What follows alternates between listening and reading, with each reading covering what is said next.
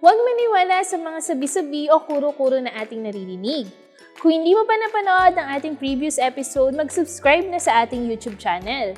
Ako si Shell, tara't sabay-sabay tayong matuto sa answering #CoopMeets. Hindi makasabay ang Manatal Coop sa online? Kapansin-pansin, malaki ang pinagbago ng mundo dahil sa internet. Malaki rin ang naging parte nito para sa ating pang-araw-araw na pamumuhay. Kaya naman hindi magpapahuli ang Manatal Coop pagdating dito.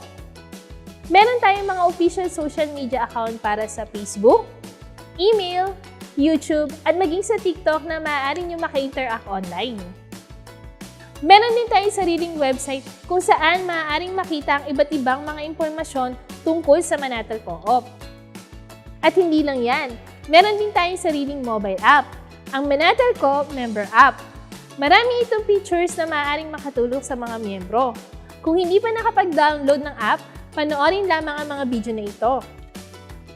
Sana'y nabigyan linaw po itong mga kuro-kuro tungkol sa co-op. I-comment lamang kung meron ka pang gusto linawin tungkol sa Manatal Coop.